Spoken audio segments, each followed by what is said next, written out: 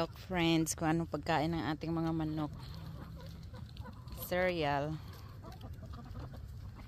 Na mga ano na ba, dahil hindi tinakpan ng or sinara ng mga bata. So yung, ano ba tawag ng sa Tagalog, yung naghumil na. Basta yung parang ano na siya ba, hindi na siya crunchy. So binigay ko na lang sa ating mga manok para breakfast nila. Kukuha pala ako friends ng sayote. Kasi sabi ko dun sa kaibigan ko kahapon, dadalhan ko siya. So since sayote natin medyo madami-dami pa rin ang bunga, kunin natin yung medyo mga malaki-laki na. Kasi para magpunta naman dito sa maliliit yung mga energy niya. Yan, kasi kung nakikita nyo ang dami pa rin. Yan, ang dami. Ito, pwedeng-pwede na yan siya. Ito yung mga perfect na mga size ba. Para, ano, hindi siya matigas. Yan, kukunin na natin tong mga malalaki. O, ayan, may nag-twin-twin naman. Ito, pwede na rin yan. Ito, malaki na. Paano na yan? Aray, sandali. Lapag ko lang. Mabigat na siya. 5 pa lang yung nakukuha ko. Ayan, friends, super dami pa rin ng mga maliliit niya. Kahit dito sa ano, ayan, sa mga bagong ano ba. Madami pa rin. So, continue natin kuha yung mga malalaki. Tingnan nyo to, nagsanga din. Parang katulad nung ano natin ba. Ayun, yung saging natin na 2 din ng puso. Andyan pa rin siya. Hindi ko pa tinatanggal yung puso ng ating saging. So, itong 2 na to, ay hindi, ito lang muna. Yan. Lagay natin dito. Tingnan mo, nag-itlog na naman yung manok dito sa may ano natin. Sa ilalim ng sayote. So yan. So 3 yan sila. Kahit ano lang ba. 3 or 4 isa-isa. Ay hindi, 4 pala sila bibigyan ko. Ayan pa. Ang ating sayote. Puno ng ating basket. Ayan. So baka hanggang April pa tayo merong sayote. Ayun, kunin ko pa yun. Nakatago na yan. O diba kung saan saan na nakarating yung ating mga vines. Ayan na siya. Nag-ano sa ating saging. Ayan o, ang laki din ng puso ng ating saging dito. Ang taba. Okay, saan pa? Itong 2. Pwede na yan. Tapos, ayan, ito siguro. Ito pa pala, medyo malaki yung nakatago. Ayan. Tama na siguro yan. So, sandali. Ito, pwede na to. Kunin ko na. Kasi madaming maliliit para mapunta doon yung kanyang mga nutrients sa mga maliliit. Patikimin ko din sila ng jujube friends. Yung mga green lang yung kukunin ko. Ayan. Ouch. Tinik. Aray. Ayan. Papatikim ko sa kanila. Tapos kuhaan ko din sila ng balingbin. Ayan. Ang galing ng ating friends ng background. Basurahan. So ayan, nakuha ko na po pala friends yung ating sayo, nakakuha na tayo ng sayote, tsaka ng star fruit, at tsaka yung jujube na ipapatikim ko sa aking mga friends.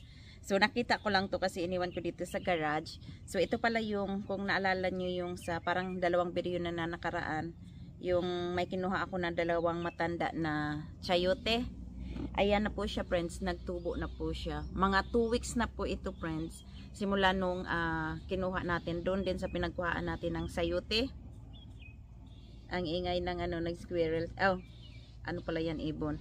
So ganito po siya friends, kung nakikita nyo, ayan, meron na siyang parang ugat. Yan, tapos dalawa siya. So ganito po siya, kasi may nagtatanong sa akin doon sa video kung paano ko siya tinanim. Paano magtanim ng sayote. So ganito lang po siya friends, ang buong ganito siya yung parang itatanim ko. 'Di ba ito yung lupa. So parang ginaganon ko lang, hindi ko na nga siya tinatabunan lahat eh.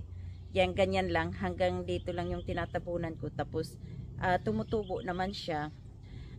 Hindi ko alam kung itatanim ko pa to or maybe itanim ko siya kasi pang handa na lang para sa next na medyo taglamig ulit. Kasi medyo matagal din siya magbulaklak, parang 5 months din siya magbulaklak yata or 4 months. So ilalagay ko lang siya sa paso, tapos pag medyo malamig na, hindi na yung super init, ililipat ko na lang siya sa ground para ready na siya. Kumbaga matanda na siya. Pag nag-vines na siya, maganda na yung tubo niya sa pag medyo malamig na yung panahon. Diretso bunga na lang po siya, hindi na tayo maghihintay ng ganun katagal. So ganyan lang po siya magtanim friends. Yan. So ngayon naman, hindi pa tayo tapos kasi may kukunin pa akong meron pa tayong kalabasa na nag-iisa lang. Kasi kung naalala nyo yung sa nakaraang video ko din, sabi ko yung mga bulaklak niya hindi siya natutuloy, yung may maliit siya na mga bunga pero lagi siyang na nabubulok kahit ano ko naman siya, i-pollinate ko siya kasi yung 'di ba yung babae tsaka lalaki. So itong natira, hindi ko naman yan siya pinollinate, parang nagkusa lang siyang lumaki kasi sabi ko, Lord, kahit isa man lang sana na kalabasa para makapagbinhi ba ako ng ng kalabasa. So binigyan naman ako talaga ni Lord ng isa pa rin. So I'm very thankful for that. And then yan, so isisimilya ko siya. Tapos nung nakita ko, nakagan mayroon na akong isa. Tapos, diba, hindi talaga makontent. Sana nag-wish na lang ako na kahit mga 5 man lang ba or 3. So, pero okay na. We're still very thankful for isa na meron tayo. So, kukunin ko lang siya friends kasi mukhang ready na po siya. Let's go. So, ito na po siya friends, ang ating kalabasa. Yan, kung nakikita niyo. Hindi naman siya ganun kagandahan kasi medyo galing pa lang tayo sa lamig. Tsaka sa Sabado yata, sa weekend, magiging malamig pa rin siya friends. So may isa na naman ako ditong pinollinate. Ayan, isa kaso maliit siya. Yan. So ang dami natin ngayong kambal-kambal friends. Kasi di ba yung natin sa UT may kambal-kambal. Ayan, kambal din sila. Kaso hindi yan matutuloy. Ganyan yung nangyayari lahat ng mga maliliit. Ayun, may maliit pa din siya. Yan. Sandali, focus natin. Sana matuloy. So ito, sana matuloy kasi tatanggalin na kukunin na natin itong isa. So meron tayong kambal na saging, kambal na sayote, kambal na kalabasa. So ito na po ang aking kalabasa friends. Ayan. So medyo malaki-laki din po siya. Ayan siya. Sa ilalim. Sandali lang. So kukunin na po natin siya friends.